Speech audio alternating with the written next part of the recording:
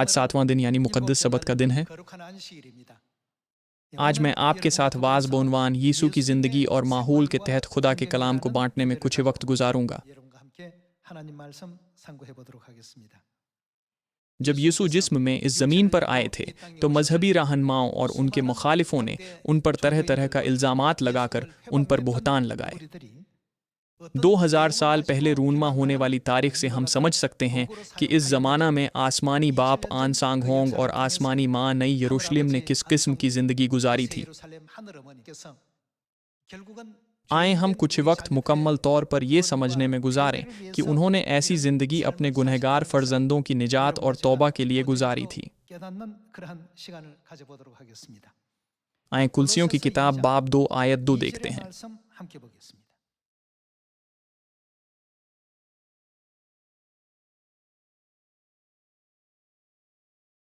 ताकि उनके दिलों को तसल्ली हो और वो मोहब्बत से आपस में गुठे रहें और पूरी समझ की तमाम दौलत को हासिल करें और खुदा के भीद यानी मसीह को पहचानें,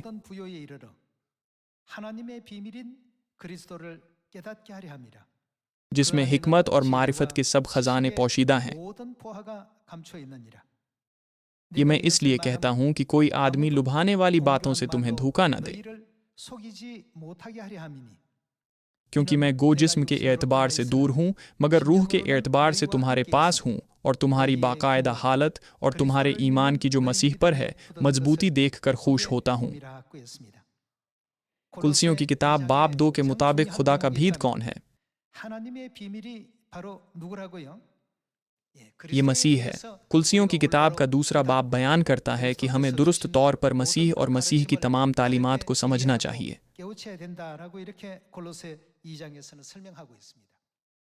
आप सब, क्या कोई भीद इसलिए जाहिर होता है कि ज्यादा लोग इसके बारे में जान सकें? नहीं, ऐसा नहीं है। इसलिए मसीह की पहली आमद पर भी उनके लिए खुदा के भीद मसीह को समझना आसान नहीं था। हम मत्ती की किताब बाब 16 आयत 18 पर एक नज़र देखते हैं।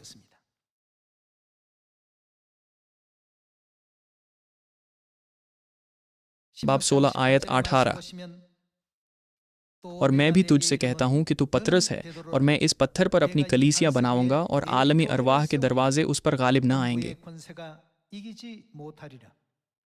मैं आसमान की बादशाही की कुंजियां तुझे दूंगा और जो कुछेतु जमीन पर बांधेगा वो आसमान पर बंधेगा और जो कुछेतु जमीन पर खोलेगा वो आसमान पर खोलेगा। उस वक्त उसने शागिर्दों को हुक्म दिया कि किसी को न बताना कि मैं मसीह हूँ।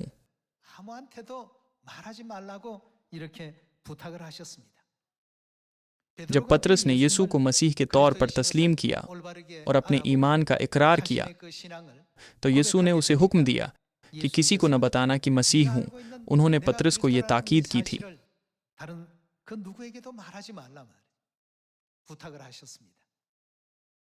बस जब मसीह इस जमीन पर आए तो उन्होंने अपनी शिनाख्त के साथ किया था। वो खुफिया तौर पर आए और अपनी शिनाख्त को पोशीदा रखा। पोशीदगी में आने वाले मसीह की ज़िंदगी और माहौल कुछ ऐसा नहीं था जिसे हर कोई आसानी से समझता और कबूल कर लेता। जब हम इस हकीकत पर गौर करें कि खुदा पोशीदगी में आए और जिस्म का खैमा पहना और हमारी तरह ज़िंदगी गुजारी, यानी चाहे वो हालात कितने ही मुश्किल और नाकाबिल बर्दाश्त क्यों न थे, हमें एहसास होता है कि इस सब के पीछे हमारी निजात के लिए खुदा का अजीम मकसद था। इसकी रोशनी में मेरा मानना है कि हमें आसमानी गुनहगारों के तौर पर अपने गुनाहों पर नज़र डालने के लिए वक्त निकालना चाहिए जिनके बायस उन्होंने ऐसी ज़िंदगी गुजारी और हमें सच्ची तौबा करनी चाहिए। तो फिर यीशु कौन है जो इस ज़मीन पर आए थे? हम यशायाह बाब 9 से देखते हैं।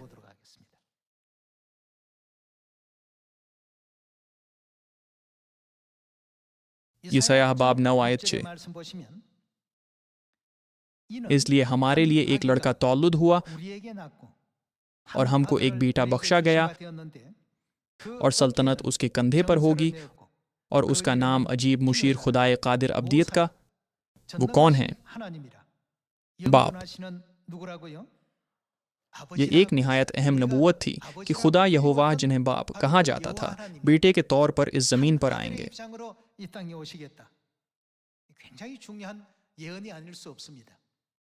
आयत 7, उसकी सल्तनत के इकबाल और सलामती की कुछ इंतहा न होगी। वो दाऊद के तख्त और उसकी मुमलकत पर आज से अबद तक हुक्मरान रहेगा और अदालत और सदाकत से उसे क़ियाम बख्शेगा। रब्बुल अलाफ़वाज की गयूरी ये करेगी।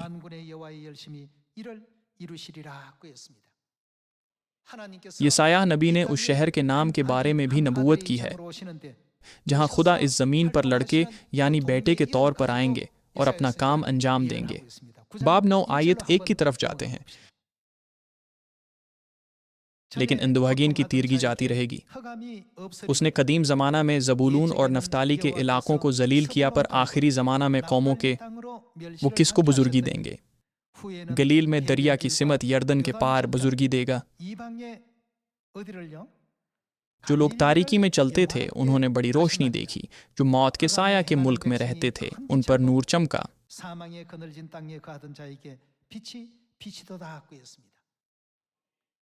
हत्ता कि गलील के इलाके के बारे में भी तफसीलात, जहाँ यसु जिस्म का खीमा पहन कर आएंगे और अपनी खिदमत अंजाम देंगे, उनके आने से तकरीबन 700 साल पहले नबूवत की गई थी। कुलसियों बाब 2 आयत 2 में खुदा कहते हैं कि खुदा के भीद मसीह को जानना और समझना बहुत अहम है। यीशु ने पतरस से पूछा, तुम मुझे क्या कहते हो? पतरस ने जवाब में कहा, आप जिंदा खुदा के बेटे मसीह हैं। यसायाह बाब 9 के मुताबिक खुदा का बेटा कौन है? बस उसका मतलब था, आप खुदा बाप हैं।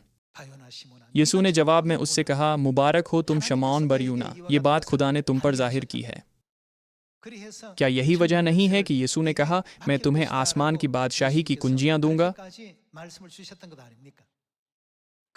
तब उन्होंने उसे हुक्म दिया कि किसी को न बताना कि मैं मसीह हूं।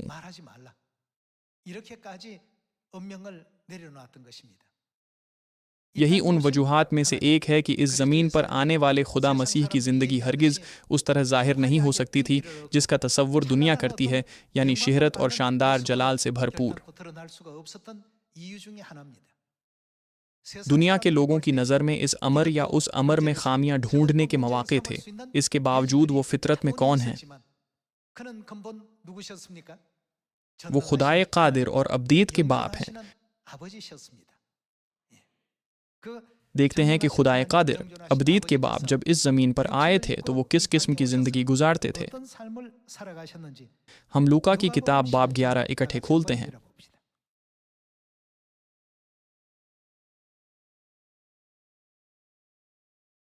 आयत 37 में हम देखते हैं कि एक फरीसी ने यीशु को खाने पर मदहू किया था। हम आयत 37 से देखते हैं, जब वो बात कर रहा था तो किसी फरीसी ने उसकी दावत की, बस वो अंदर जाकर खाना खाने बैठा। फरीसी ने यह देखकर ताज्जुब किया कि उसने खाने से पहले गुस्ल नहीं किया। खुदावंद ने उससे कहा, ए फरीसियो, तुम प्याले और रकाबी को ऊपर से तो साफ करते हो, लेकिन तुम्हारे अंदर लूट और बदी भरी है। ए नादानो, जिसने बाहर को बनाया किया उसने अंदर को नहीं बनाया। हाँ, अंदर की चीजें खैरात कर दो तो देखो सब कुछ तुम्हारे लिए पाक होगा। यीशु ने खाना खाने से पहले अपने हाथ नहीं धोए थे। वो बर्तन इस्तेमाल करने की बजाय अपने नंगे हाथों से खाना खा रहे थे। इस किस्म का रवैया देखकर फरीसी जिसने यीशु को मदहू किया था बहुत हैरान और मुताजिब हुआ। अगर कोई खुदा के कलाम की मुनादी करने के मकाम पर होता तो वो कम अज़ कम अपने आप को मुक़द्दस ज़ाहिर करने की कोशिश करता था, लेकिन जब लोगों ने यीशु की ज़िंदगी पर गौर किया तो उनकी ज़िंदगी बिल्कुल बरअक्स थी। हम तस्दीक कर सकते हैं कि खुदा ने मुख्तलिफ काम अंजाम दिए जिनसे खुदा की शनाख्त करना मुश्किल हो गया और यूं उनका जलाल मुकम्मल तौर पर पुशीदा रखा गया। हम मती बाब 11 आयत 18 से पढ़ते हैं।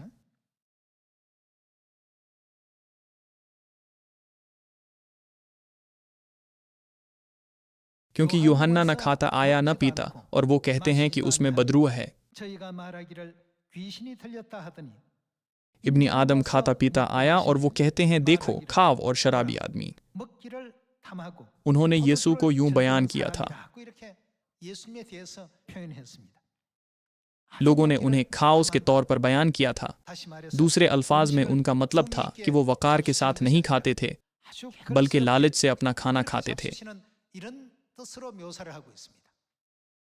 देखो, खाओ और शराबी आदमी महसूल लेने वालों और गुनहगारों का यार। पुराने दिनों में महसूल लेने वाले और गुनहगार निहायत अदना तबके के लोग समझे जाते थे। हत्ता कि आम लोग भी ऐसे लोगों के साथ ताल्लुक़ नहीं रखते थे। फिर भी किताब मुक़द्दस कहती है कि यसू उन्हें अपना दोस्त समझते थे। आला तरीन, पाक तरीन और जलाली तरीन खुदा इस ज़मीन पर जिस्म में क्यों आए और ऐसी इंसानी ज़िंदगी क्यों गुजारी?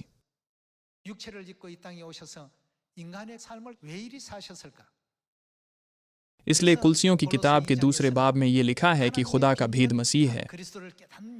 यीशु ने अपने शागिर्दों को भी हुक्म दिया कि किसी को न बताना कि मैं मसीह हूँ। यकीनन यही वो जिंदगी थी जिसे खुदा ने खुद चुना ताकि अपने सच्चे लोगों को ढूंढ सकें और बनी नूह इंसान के तमाम गुनाहों और खताओं का कुफारा दें। लूका बाब 15 से जारी रखते हैं।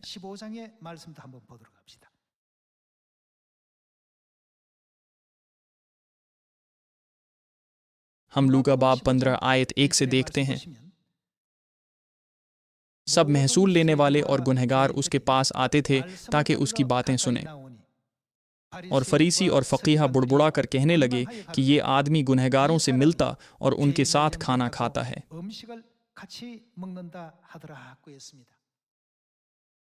उस वक्त फरीसी और आलमी शरा अपने आप को मुक़द्दस और आला दिखाते थे, लेकिन यीशु महसूल लेने वालों और गुनहगारों को खुश आमदीद कहते और उनके साथ खाना बांटते थे।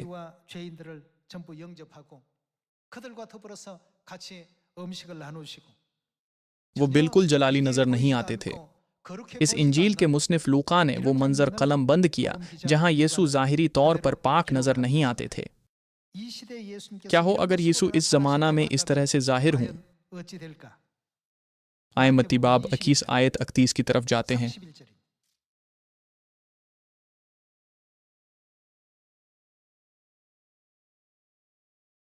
इन दोनों में से कौन अपने बाप की मर्जी बजा लाया?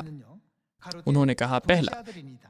यीशु ने उनसे कहा, मैं तुमसे सच कहता हूं कि महसूल लेने वाले और कसबियां तुमसे पहले खुदा की बादशाही में दाखिल होती हैं। यीशु जगह जगह जाते और ये तालीम देते थे कि वो लोग जो उन दिनों सबसे ज़्यादा हकीर और पस्त हाल थे और जिन्हें इंसान से भी कमतर समझा जाता था, वही सबसे पहले खुदा की बादशाही में दाखिल होंगे। आप सब इस बात का तसव्वुर करें, मसीह ने खुदा के जलाल को छुपाते हुए ऐसी ज़िंदगी क्यों गुजारी?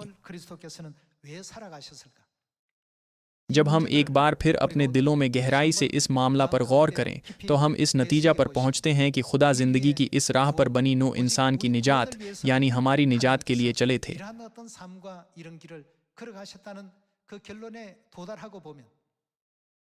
जैसा कि यशायाह बाब 53 में लिखा है कि ये हमारी खुताओं और बदकिरदारी के सबब से था। अगर हमने आसमान पर गुनाह न किया होता तो हमारे खुदा के साथ ऐसा हरगिज ना होता। हमारे कादिर मुतलक खुदा बाप ने उन्हें भी उम्मीद दी जो गरीब, पस्त हाल, कमज़ोर और दुनिया की नज़र में हकीर समझे जाते थे, और उन्हें ये सच्चाई समझाई कि आसमान की बादशाही वाकई मौजूद है। ताहम फरीसी और आलमी शरा जिस खुदा की इबादत करने का दावा करते थे, उसी खुदा को रद्द कर दिया, ठट्ठों में उड़ाया, उन पर थूका, उन्हें मसलूब कर दिया जब वो इस ज़मीन पर आए थे। उन्होंने यीशु को संसार करने के लिए पत्थर उठाए, ये कहते हुए कि तू आदमी होकर अपने आप को खुदा बनाता है, और उनके खिलाफ हर तरह के बुरे काम और मजालिम का मुर्तकब हुआ। अगर खुदा इस ज़मीन पर आसमान के बादलों पर या आग के आसमानी रथों पर सवार होकर और लाखों फरिश्तों के साथ आते, तो क्या फरीसी, आलमी शरा और उस वक्त के मजहबी रहनुमा यीशु के साथ वैसा सलूक करने की जुर्हत करते?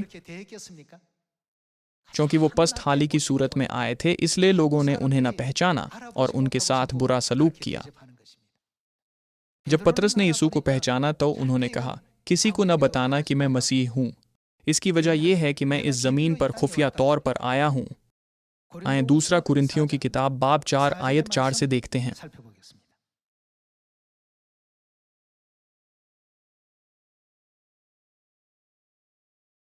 आए बाब 4 आयत 4 देखते हैं। यानी उन बेईमानों के वास्ते जिनकी अक्लों को इस जहान के खुदा ने अंधा कर दिया है, ताकि मसीह जो वो कौन है, खुदा की सूरत है।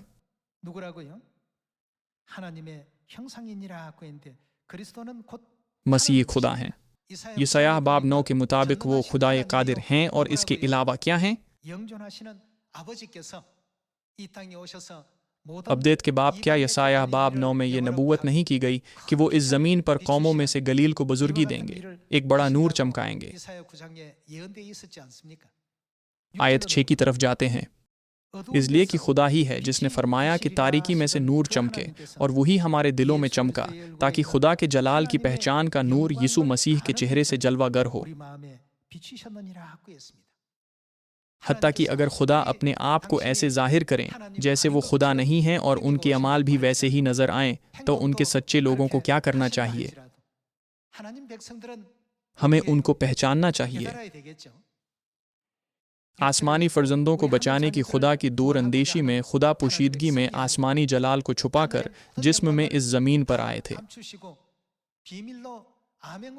उस वक्त कुछ लोग ऐसे थे जिन्होंने खुदा को पहचान लिया, और कुछ ऐसे भी थे जिन्होंने उनसे मुंह मोड़ लिया।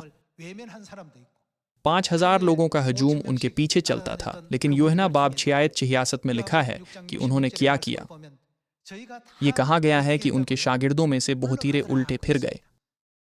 अगरचा खुदा खुद आए और उन्हें अपनी तालीमात दी और मुजज़े दिखाए जो उनके तसव्वुर से बाहर थे, पर वो उल्टे फिर गए क्योंकि खुदा ने उनकी ख्वाहिश पूरी नहीं की थी।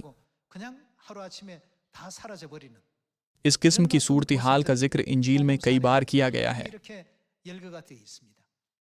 यीशु के ज़माने का माहौल कैसा था, और जब वो इस ज़मीन पर आए थे तो वो किस किस्म की ज़िंदगी गुजारते थे? इसके बावजूद शागिर्द पतरस, यूहन्ना और याकूब ने यीशु मसीह की तालीमात की पैरवी की और आखिर तक उनके साथ रहे। इसीलिए यीशु ने कहा, क्या मैंने तुझे नहीं चुना?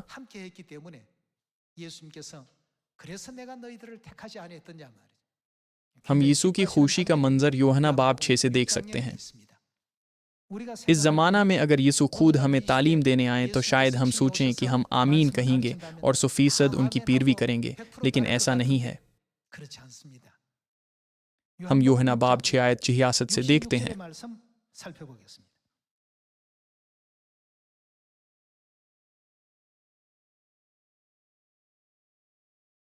इस पर उसके शागिर्दों में से बहुतीरे उल्टे फिर गए, और इसके बाद उन्होंने किया नहीं किया, उसके यानी यीशु के साथ न रहे। जब यीशु ने कहा रूह जिंदगी देता है, जिस्म की कोई कदर नहीं, फानी खुराक के लिए मेहनत न करो बल्कि उस खुराक के लिए जो हमेशा की जिंदगी तक बाकी रहती है। उन्होंने कहा ये तालीम तो बहुत सख्त है, इसे कौन कबूल कर सकता है? और इसके बाद उनके साथ न रहे।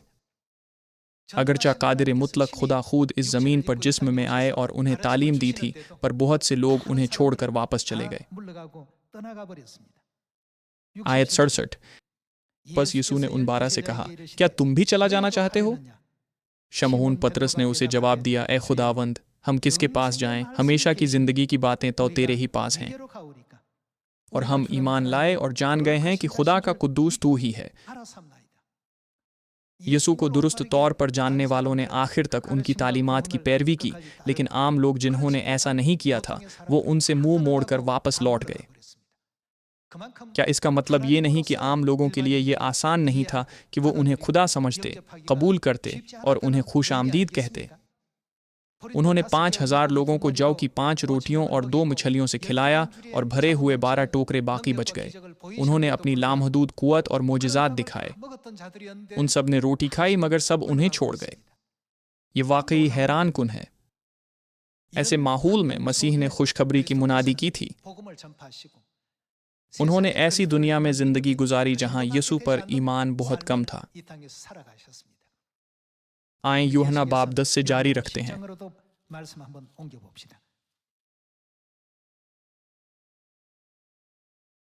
यूहन्ना बाब 10 आयत 30। मैं और बाप एक हैं।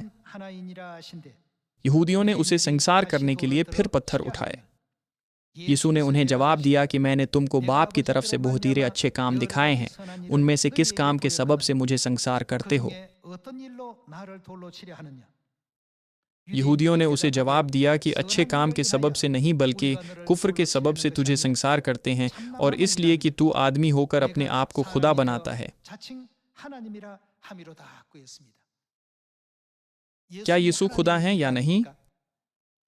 यशायाह नबी वाज़े तौर पर हमें आगाह करता है कि अगरचा वो इस ज़मीन पर एक लड़के यानी बेटे के तौर पर पैदा होंगे, पर उनकी असल पहचान खुदा ये कादिर और अब्दियत का बाप है। ताहम उस वक्त के हालात की वजह से लोगों ने सवाल किया कि महज एक आदमी कैसे खुदा हो सकता है। अगरचे उनके साथ ऐसा सलूक किया गया था, पर उन्होंने सिर्फ हमारी निजात पर तवज्जो की और अपने फर्जंदों के निजात पाने तक दुनिया के गुनाहों का बोझ उठाते हुए नए अहद की राह पर चले। हमें हरगिज़ खुदा के फजल, मोहब्बत, कुर्बानी और अकीदत को नहीं भूलना चाहिए। ताहम कुछेबे शर्म लोग थे जिन्होंने उन्हें संसार करने की कोशिश की थी। बाब 6 की तरफ जाते हैं। यूहन्ना की इंजील बाब 6 आयत 41।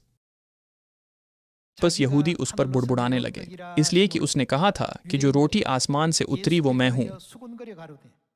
और उन्होंने कहा, क्या ये यूसुफ का बेटा यीशु नहीं जिसके बाप और माँ को हम जानते हैं? अब ये क्यों कर कहता है कि मैं आसमान से उतरा हूँ? क्या यीशु आसमान से नहीं उतरे थे? यहूदियों ने खुदा को नहीं पहचाना था जो आसमान से इस जमीन पर इंसानी सूरत में उतरे थे। वो इस जमीन पर मरियम नामी औरत के वसीला से आए थे। उन्होंने सोचा उसका बाप यूसुफ है और हम सब उसके वालिदैन को जानते हैं, वो कैसे ऐसा झूठ बोल सकता है कि वो आसमान से उतरा है? इस सूरत हाल में क्या वो यीशु को सच्चे खुदा के तौर पर कबूल कर सकते थे? वो उन्हें मसलूब करने में पेश कदमी करने से नहीं हिचकिचाए, हत्ता कि उन्होंने मुतालबा किया कि इसका खून हम पर और हमारी औलाद की गर्दन पर हो। यहूदियों ने काफ़ी पुरातमादी से ऐसा कहा था। आए यूहन्ना बाब 7 की तरफ जाते हैं।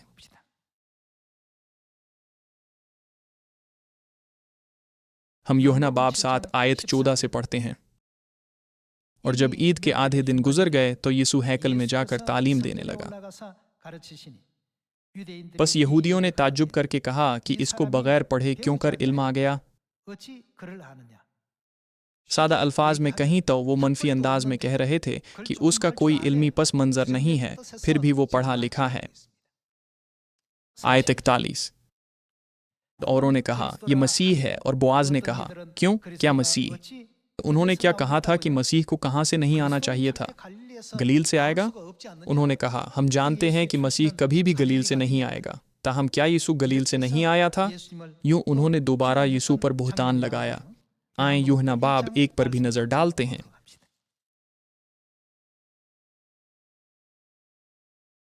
आयत 43 देखते हैं। दूसरे दिन यीशु ने गलील में जाना चाहा और फिलिप्पुस से मिलकर कहा मेरे पीछे हो ले। फिलिप्पुस अंद्रियास और पतरस के शहर बेतसैदा का बाशिंदा था। फिलिप्पुस ने नतनएल से मिलकर उससे कहा कि जिसका जिक्र मूसा ने तौरात में और नबियों ने किया है वो हमको मिल गया। वो यूसुफ का बेटा यीशु नासरी है। नतनएल ने उससे कहा क्या नासरी से कोई अच्छी चीज निकल सकती है? फिलिप्पुस ने कहा हम समझ सकते हैं कि नासरी वो इलाका है जहां यीशु ने खुशखबरी की मुनादी की थी। ये न तो कोई अच्छा शहर था और न ही इसकी कोई अच्छी शोहरत थी। क्या नासरी से कोई अच्छी चीज निकल सकती है? जैसा कि हम देख सकते हैं यीशु की जिंदगी और माहौल मसीह के जलाल को छिपाने के लिए काफी थे। ऐसे माहौल में कोई भी यीशु को बतौर मसीहा, खुदा या मसीह के कबूल नहीं कर सकता था। लिहाजा यीशु ने क्या कहा था? हम मत्ती बाब 11 से देखते हैं।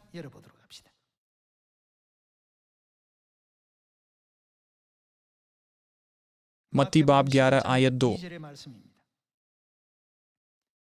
और यूहन्ना ने कैद खाना में मसीह के कामों का हाल सुनकर अपने शागिर्दों की मारिफत उससे पूछवा भेजा कि आने वाला तू ही है या हम दूसरे की राह देखें। यीशु ने जवाब में उनसे कहा कि जो कुछ तुम सुनते और देखते हो जाकर यूहन्ना से बयान कर दो कि अंधे देखते और लंगड़े चलते फिरते हैं, कोढ़ी पाक साफ किए जाते और बहरे सुनते हैं और मुर्दे जिंदा किए जाते हैं और गरीबों को खुशखबरी सुनाई जाती है। और मुबारक वो है जो मेरे सबब से ठोकर न खाए।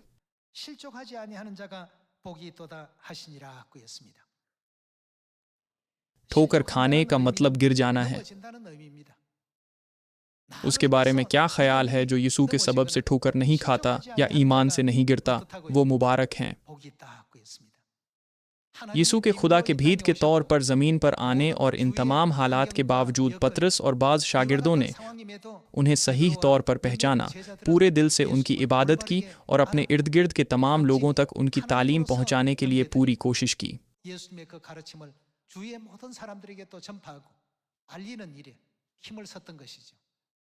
ताहम बाकी सबके हालात देखें। अमाल की किताब बाब 24 में हम इब्तदाई कलीसिया के हालात देख सकते हैं, जब लोगों ने यीशु पर ईमान रखने वालों पर नासरियों के बित्ती फ़रका होने का इल्ज़ाम लगाया। यहूदियों का दस्तूर था कि ईद के मौके पर एक गुनहगार को रिहा कर देते थे।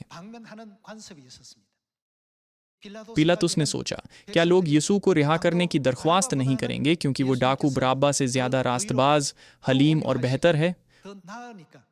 उसने उनसे कहा, तुम दोनों में से किसको चाहते हो कि तुम्हारी खातिर छोड़ दूं, यीशु को या बराब्बा को? ताहम सब ने एक ज़बान होकर कहा, बराब्बा को छोड़ दो। उन्होंने चिल्लाकर कहा, यीशु को मसलूब कर दो। पसीपर्दा ये सब कौन तरतीब दे रहा था? क्या उस वक्त के मजहबी रहनुमा लोगों को इस हद तक नहीं बहकाते थे कि वो यीशु को सलीब पर मसलूब करने तक ले गए?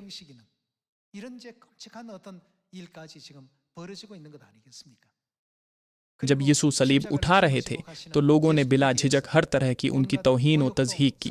सिपाहियों ने उनके कपड़ों पर कुरहा डाला, कुछे ने उन पर थूका, कुछे ने उनकी आंखों पर पट्टी बांधी और उन्हें मुके मारे। अगर खुदा ने अपने हकीकी जलाल की रोशनी को जाहिर किया होता कि इंसान इसे देख सकें तो ये सब कुछ हरगिज़ ना होता। ताहम उन्होंने अपना सारा जलाल पोशीदा रखा। ऐसे वक्त में भी कुछ लोगों ने सिर्फ हमेशा की ज़िंदगी के कलमात पर निगाह की जो उनके मुंह से निकले थे और उनकी पैरवी की। हमें हरगिज़ भूलना नहीं चाहिए कि उनकी मर्जी खुदा के ऐसे हकीकी लोगों को ढूंढना थी, ये कहते हुए कि हम आसमानी बाप और आसमानी माँ के फजल का बदला नहीं चुका सकते। हमें बाप और माँ का शुक्र अदा करते हुए तौबा की ज़िंदगी गुजारनी चाहिए जो इस ज़मीन पर हमें बचाने आए हैं। इसलिए मैं चाहता हूँ कि आप जानें कि तौबा की दुआ खुदा के नज़दीक इल्तिजा की दुआ की निस्बत ज़्यादा कबूलियत रखती है। बुराह करम ये कर दीजिए, बुराह करम वो कर दीजिए, बेशक ये सब बातें दुआएं हैं। जब हम इस हकीकत पर गौर करते हैं कि खुदा जिन्हें ऐसा किरदार, रुतबा या मौक़िफ़ इख्तियार करने की ज़रूरत नहीं थी, उन्होंने हमारी खातिर इस राह पर चलने का इंतखाब किया, तो हम गहरी तौबा और गम में मुब्तला हो जाते हैं। हमने आसमान में अपने आसमानी वालिदैन के हुजूर गुनाह किया और इस ज़मीन पर भी, जिससे उन्हें दोबारा दर्द और तकलीफ़ पहुँची। पछतावे से तज़ब्ज़ब दिलों के साथ हमें ऐसे आसमानी फ़र्जंद बनना चाहिए जो हर रोज़ खुदा के फ़ज़ल और उनकी लामहदूद मोहब्बत, अक़ीदत और कुर्बानी को याद करते हैं। आज रूहुल कुद्स के ज़माना में लोग खुदा की कलीसिया को जिस नज़रिए से देखते हैं, वही नज़रिया है जिससे लोग इब्तदाई कलीसिया को देखते थे। आए हम ज़हन में रखें कि जिस तरह लोग उस ज़माने में यीशु को देखते थे, उसी तरह आज मसीह आन सांग होंग और नई यरूशलेम आसमानी माँ को देखते हैं। जैसा कि यशायाह बाब 7 में लिखा है, उन तमाम दिनों को कैसे बयान किया गया है। ये लिखा है कि तेरे मातम के दिन, ताहम मातम के उन दिनों का क्या होगा? वो ख़त्म हो जाएंगे। आए उन अल्फाज को देखें जो ये कहते हैं कि जब मातम के वो तमाम दिन ख़त्म हो जाएंगे तो फ़र्जंद आसमान की बादशाही में लौट सकते हैं। यसायाह बाब 60।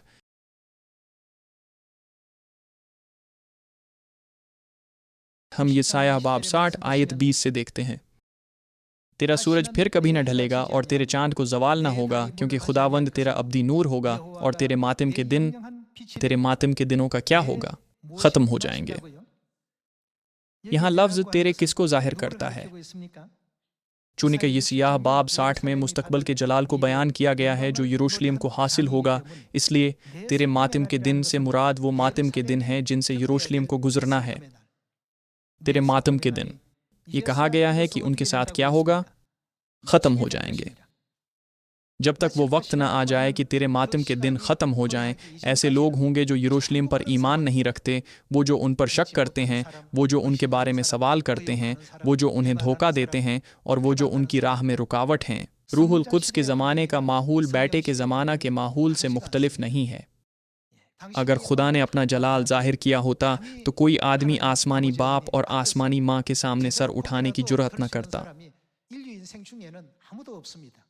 यरूशलेम को किस लिए मातम के दिन बर्दाश्त करने हैं?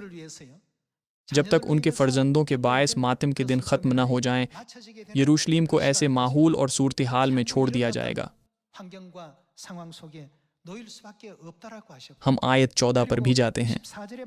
बाब 60 आयत 14। और तेरे गारतगरों के बेटे तेरे सामने झुकते हुए आएंगे और तेरी तहकीर करने वाले सब तेरे कदमों पर गिरेंगे और वो तेरा नाम खुदावंद का शहर इसराइल के कुद्दूस का सिय्योन रखेंगे।